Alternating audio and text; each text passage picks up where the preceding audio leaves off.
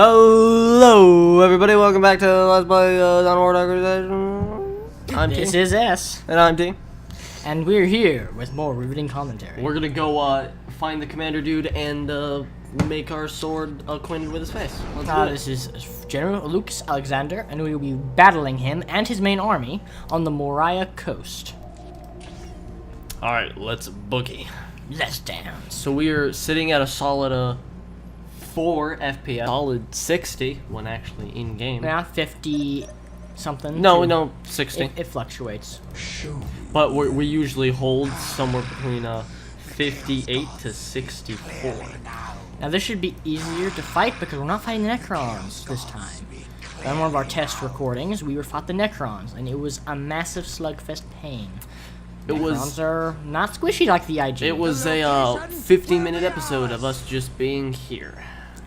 Fighting and crying and crying.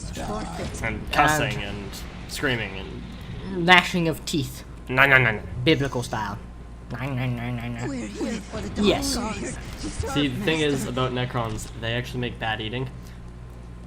They are actually very tanky, very damaging, and since they rely on power only, as their interesting mechanic, since they do not, since their units are stationed on the planet already in its full vastness, they don't actually have to requisition men from outside like everyone else does. They just need the power to restart the systems. So Since they basically span the whole planet. they span the whole planet, they just restart systems buried dormant in the planet. They're also very, very strong, and they like to revive a lot.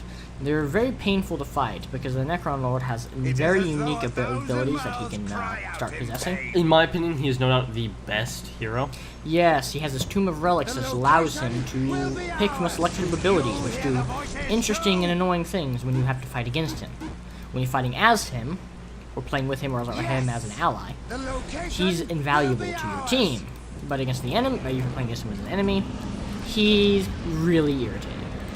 And we saw that as he kept soloing our armies because he had a nasty ability that didn't let anyone shoot. And he kept getting up. Fully upgrade the... at later points in the game, when I play Necrons by myself, as I did when I was trying to beat the game, I would just upgrade my Necron Lord, the damage and health. I gave him his mask, I upgraded his melee weapon, and if you had any honor guard, if you rushed fast enough, like 2 or 3 honor guard, like some of the flayed 1 honor guard, with the hero you could easily beat them before they even began. Probably with some stupid swiftness, actually. But much swift as Necron's gait. Lumbering gait.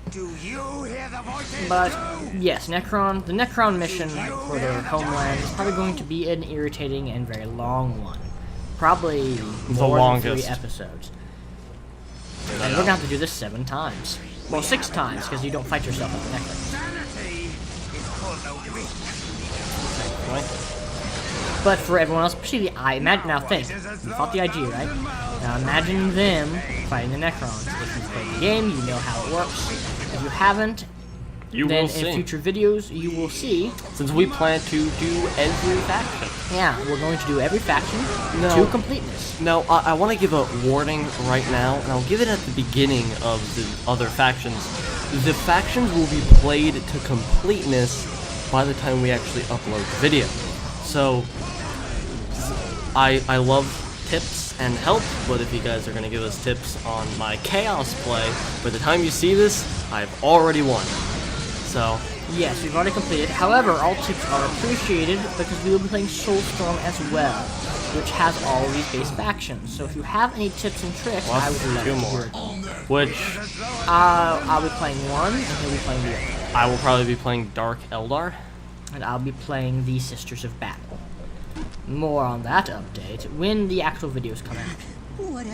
Now, as of this moment, as is recording, we don't know when we'll actually be you'll be seeing this.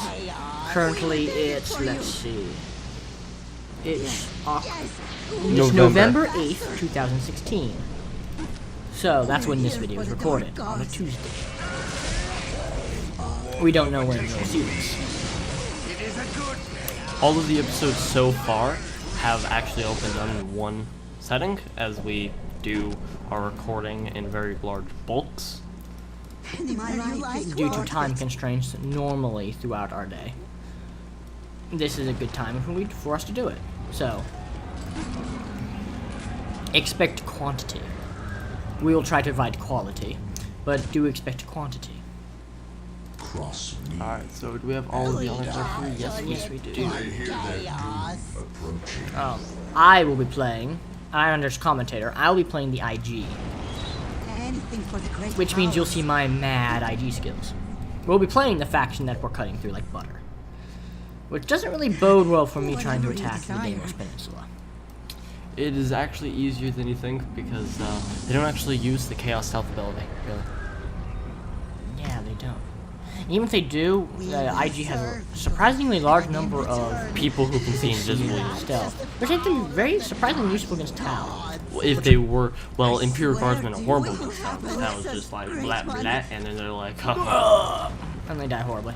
But when done properly with the full might of the IG deployed in its proper state, they actually do surprisingly well against everyone. Yeah, that's one thing I can give the IG. They're not really bad against anybody, because they have a little bit of everything for everyone. It's just that they're... And there's no faction really based around fighting artillery. No. I mean, there's factions better at it than others, but there's really no faction that it's their focus. No. Because that'd be a really terrible focus for everyone except IG. Because everyone else doesn't really have that good of artillery. Well, I don't know, I'm trying to think, it was good artillery. Chaos and Space Marines, that's pretty good artillery. But it's not the best artillery. No, it's definitely not the best artillery. Tau has some pretty solid vehicles, they're okay. They're annoying to fight against because the battle suits are. No, I'm talking about their, like, ships. Yeah, they're pretty good. Tau rely a lot on long-range combat. Because they get shredded. They're really good if they have like an orc or a chaos ally, or like a Necron ally even. Yeah, IG do well and backed up by Space Marines, Eldar. Ironically enough, the IG can are good with Eldar because while the IG can distract attention and fire, the Eldar can take the very much more damaging units and strike hard and fast. Which they show some pretty hardcore provision at. Yeah, they actually do. For low health units, they have very high damage. Their melee infantry are glass cannons, and they rely a lot on their abilities to make sure the enemy doesn't really have an effective way to fight back. They're definitely a very rush-based faction. Kind of. They can. They can play the long game. They excel, but it's better for them to play the short game. Either or. It depends. See, they have what it takes to effectively take out the other factions in the late game. But they also have the ability to effectively... I guess it depends on the player. I like to play the long game. I like playing whatever game works best. Yeah. Usually that's the short game. So yeah, sometimes the short game wins, sometimes the long game wins.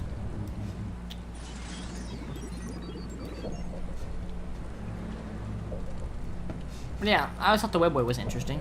That teleportation network. Oh, it's definitely annoying though, fighting against the AI. Yeah, but since they have it to spam it everywhere.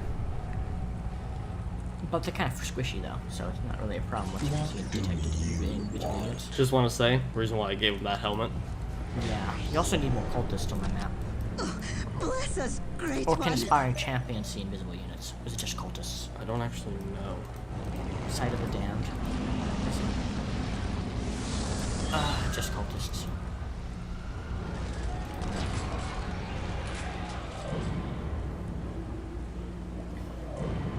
The weak fight back. Hopefully this small force I got here, holding Helm's Deep over here will be enough. Yeah. You're overtaking me. It is a good day.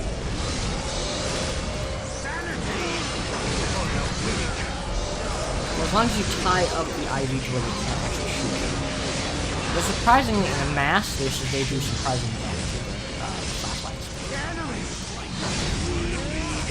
The problem is the IG don't do good alone, individually. And a lot of other factions do. Tau, not as much as one might think, and neither do Eldar. But Tau just have the longer ranged, superior weaponry when it comes to just ranged.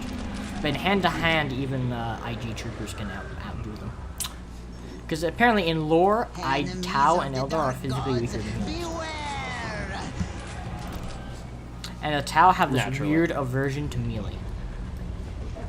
Maybe it's because Kroot are known for their melee, and maybe they have like this kind of slight racism thing going on. Because racism is a big part of Warhammer. Normally I wouldn't suggest racism, but racism is actually a surprisingly large part of the Warhammer universe, and a drive for a lot of things that other factions do. And it's not just humanity, the Tau are fairly racist themselves. Everyone's actually racist. The Eldar look down on everyone who's not Eldar. The Necrons, who might be human, judging by the way they look, like they might have been an ancient branch of humanity or something.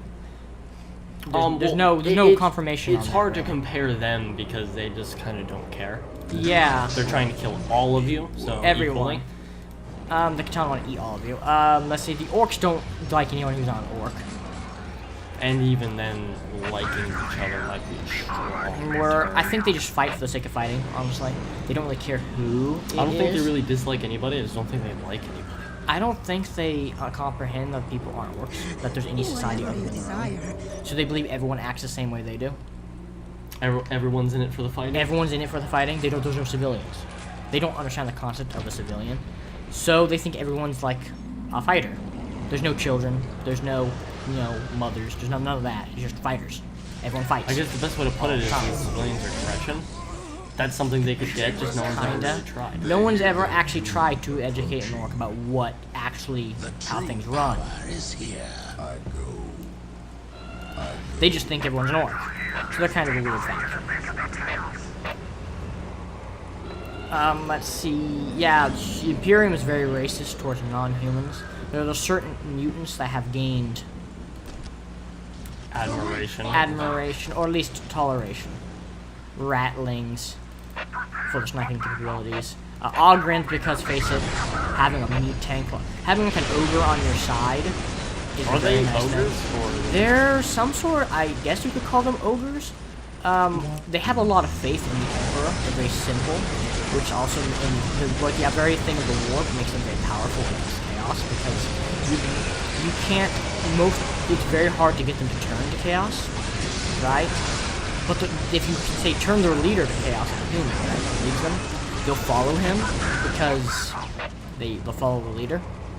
But they won't actually be part of chaos. They won't serve the dark gods. It's very rare for an Ogren to be smart enough to decide that, hey, I'm going to do this. But even the smarter ones have a tendency not to. Very rare. Yeah. Very scary. Yes. Because Ogrins are really scary. The last thing you need is a chaos if you're talking. Yeah. It's Sister Battle. It's odd. There's this weird mixture of racism and fanaticism. Like the Dark Templars only hate aliens if the aliens don't worship the Emperor. Because they came across, apparently in the lore, they came across a planet that worshipped the voice of the Emperor. So instead of exterminating the planet, they just blew up the temples just in case it wasn't for the Emperor, their Emperor. But they didn't kill the entire planet. I think the problem with the writing team for the Warhammer 40k universe is that they've had too many of them. Well, they haven't had no cohesion. Okay, it's like a lot of the H.P. Lovecraft stuff. Only very little of it was written by H.P. Lovecraft, and then even further, very little of H.P. Lovecraft's work was even his own, because his wife did a lot of H.P. Lovecraft's work, and in divorce, he got some of the rights to some of the written there books. was a big lawsuit. He put his name on some of her work without putting her name on it. There was this big lawsuit, and he lost it. I actually looked it up in he lived in Massachusetts, right? I don't remember what I don't remember which state he lived in off the top of my head, but I looked through the lawsuit files, court cases. Yeah, and his wife won the lawsuit, but gave him the rights anyways. He had to pay her the money he made for publishing the books, like her cut, what her cut would be, if he had put her name down properly, or at all. And then she gave him the rights after they got divorced. And she spent the rest of her life making clothing. She opened a clothing. She had a clothing factory in New York, the city. Master. And died in We 1936. But yep. So just like H.P. Lovecraft, there was a cohesion division in the very beginning, and writers who added to it, though loosely based their work off of H.P. Lovecraft's, had very few similarities in the end. Conflicting beliefs about how things should be. Different interpretations of what things were. Well, the problem is different conflictions about what the same creatures were. Like there have been many interpretations of what Cthulhu is. Yeah, is he the destroyer or is he the dreamer? Because Cthulhu... Is he doing it on purpose or is he doing it on accident? Does he know what he's doing? Does he not know what he's doing? Yeah.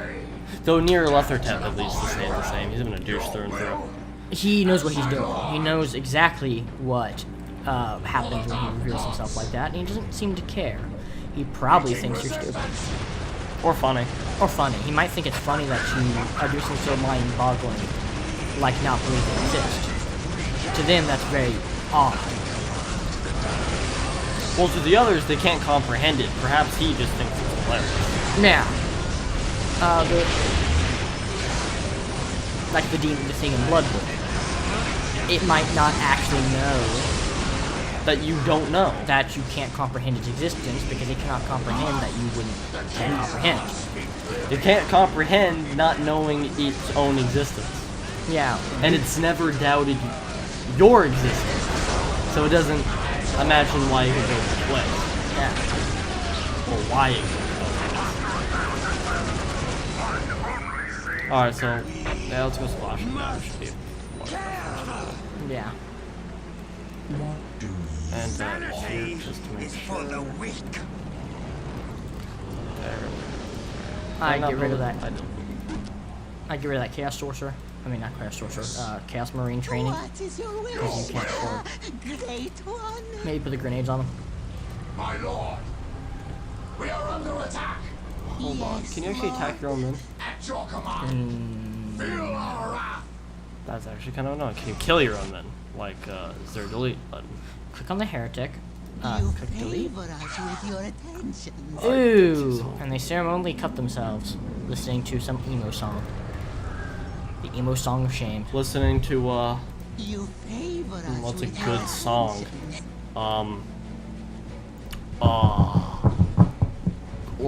Last Resort by Papa Roach. Never heard of it. I'll show it to you. Yeah. This guy is doomed. But he'll be resurrected tomorrow. Like that. Witness my doom. Witness your doom. Witness my doom. So, is that my only one who feels like the Chaos Sorcerer has a better grasp of what the fuck he's actually doing? Yes, one of the things with the Chaos Sorcerer. I think one of the main appeals of Chaos Forsaikers is that they actually reveal to you what's happening. The thing is about Tzeentch, in my opinion, barely etiquettes as a Chaos God, moreover is just someone who just kind of exists. Because the problem is with him being a Chaos God is, despite what you could think of him, nothing you could really come up for Tzeentch is inherently evil, because there's nothing evil about change, particularly. Or plot, because everyone plots. You could plot for what you have for breakfast. That's still his sphere. That's still plotting. I think the change is the Imperium fears is the losing the grasp of their own power in upper echelons. They're afraid that something will change.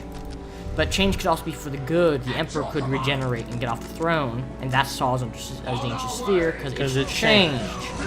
They're afraid because of mutation, for the most part.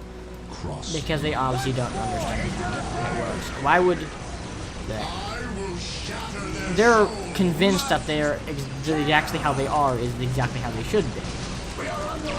Forever. But change doesn't have to be mutation.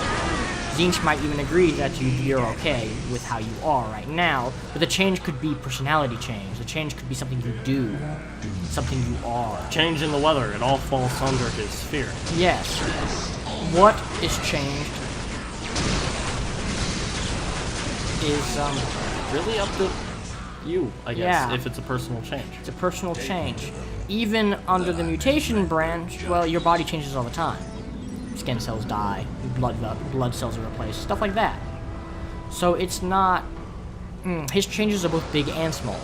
It's just any change, even if it's just the That is stuff why that happens all he the is time. also arguably the strongest chaos god, because it all falls under his sphere. Even Korn cannot properly act without Zinch's being there. Zinch is just kind of there. Though I think what they're worshipping, Chaos does anyway, is the mutation one. Basically anti-Imperial. Everything the Imperials don't like.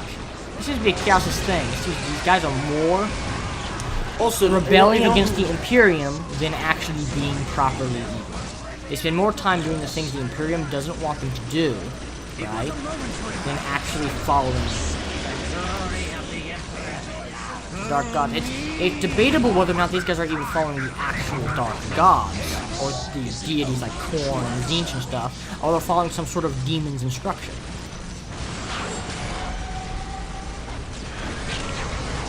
Right?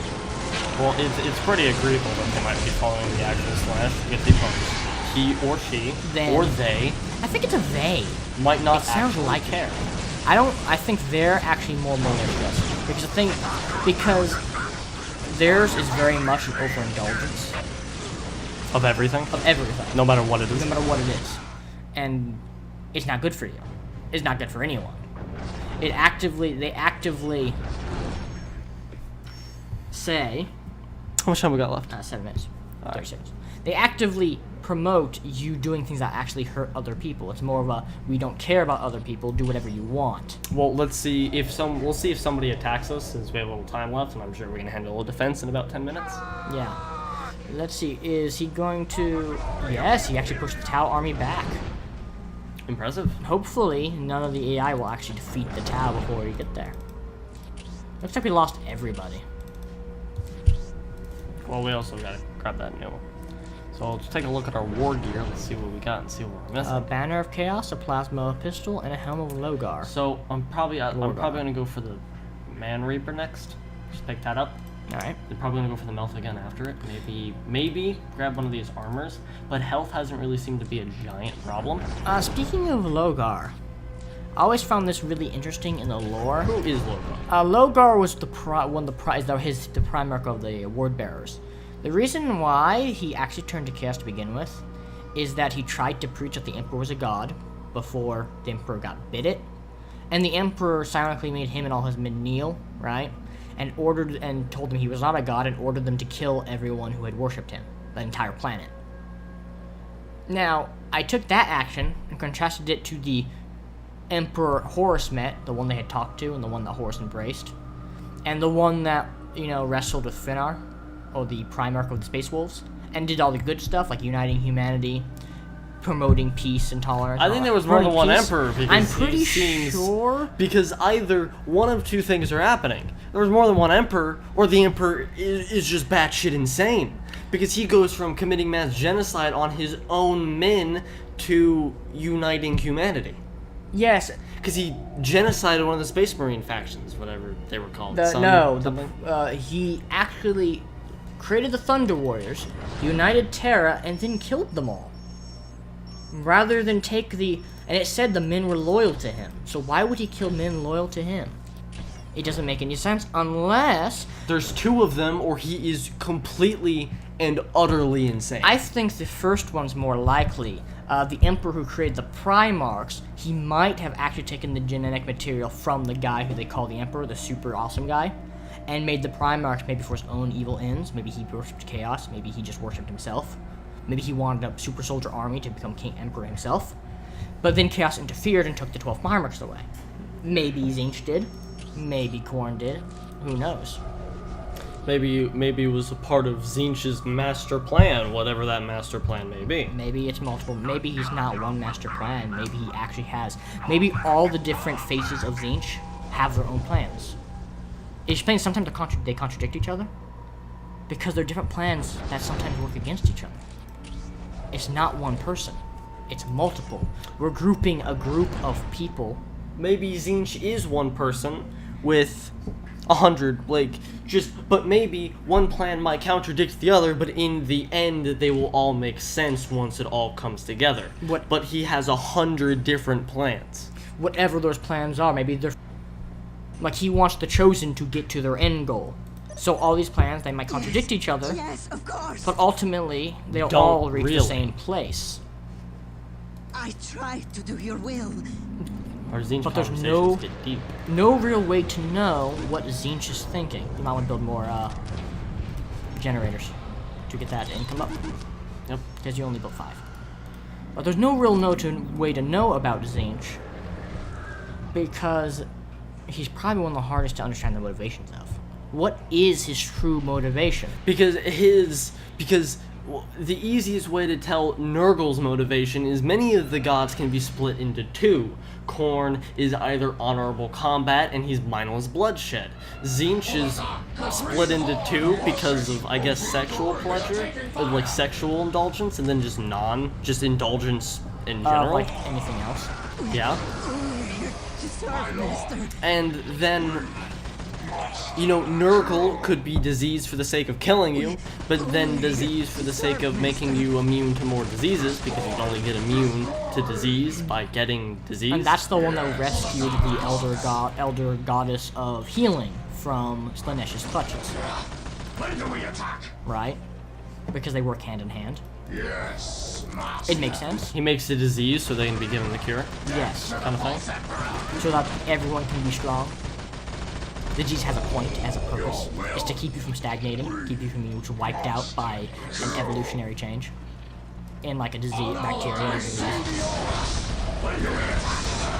And Tzeentch is the hardest though, because He we don't He could know. be 1 or 100. He could be all of them, but he could be none of it. It's just change in general. And people have their own, everyone has their own reason to fear the change. Chaos embrace the change because they believe they're the future. The change is for them. But the change could also be the Imperium getting its act together. Yes. The Emperor, like the one on the throne, could choose a successor. But Get strong enough at will to choose a successor to the Empire. And that could unite the Empire again.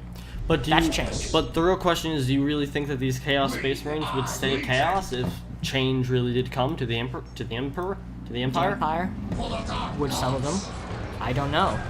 Would... Because one of the biggest motivations of Chaos Space Marines is the stagnation.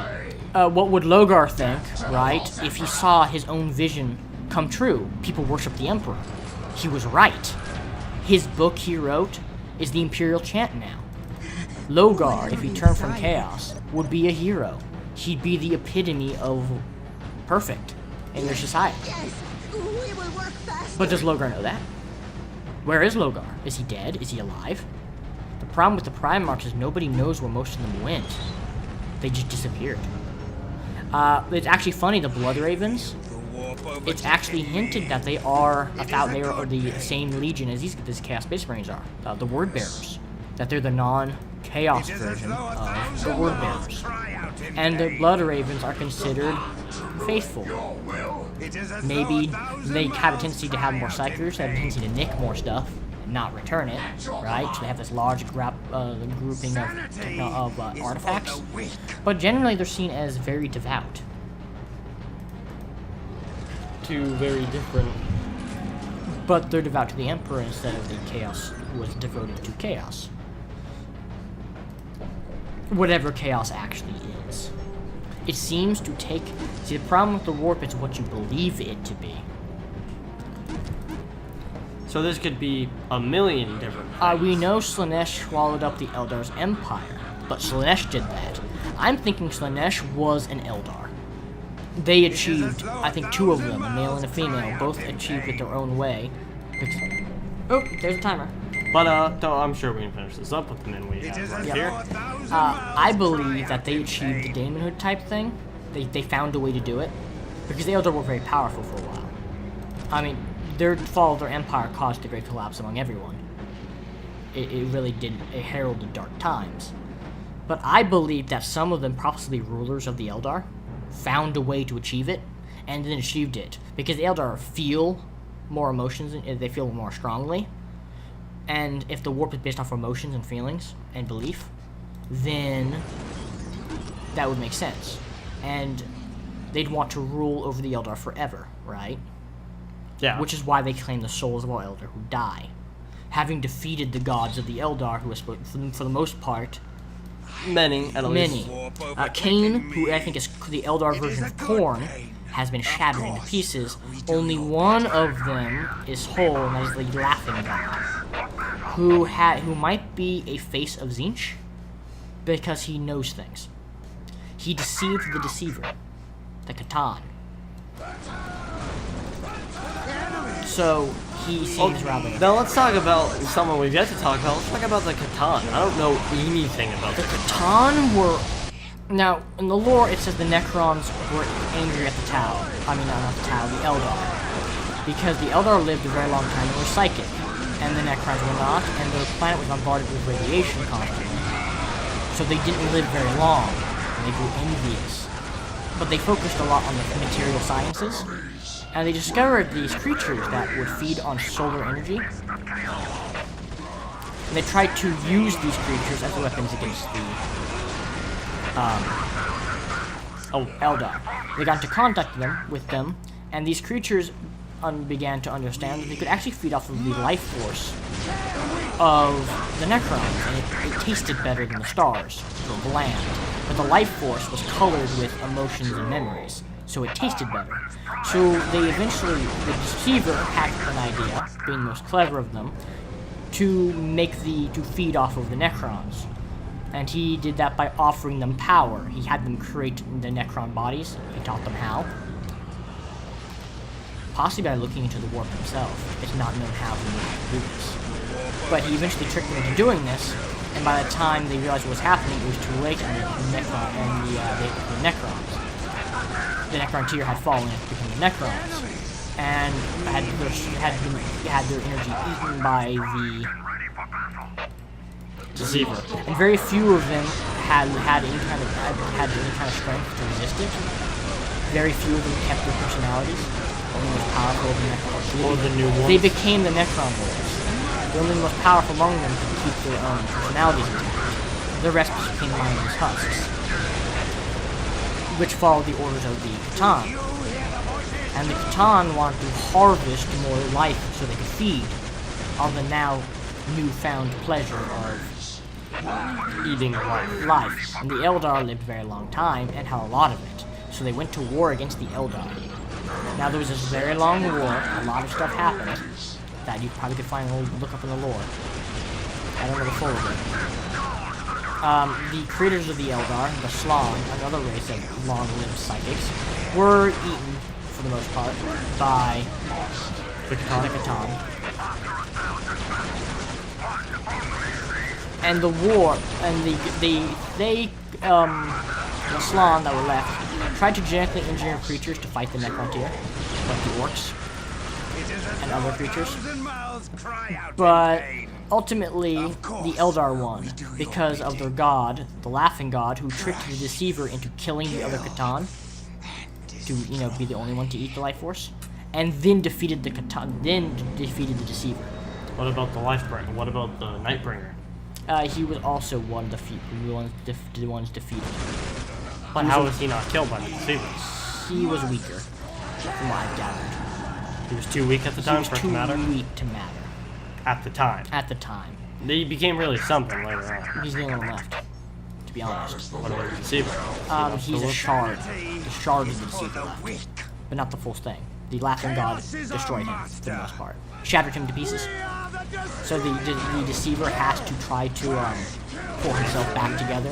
But his pieces are scattered, and I think one is locked up in the Eternal Library, which only those favored by the Laughing God can get into. And it holds in the knowledge of the universe. including everything humanity ever did before the apocalypse type thing. It's a sought-after thing from everyone from Chaos to the Imperium, if the Imperium always exists. Let's see.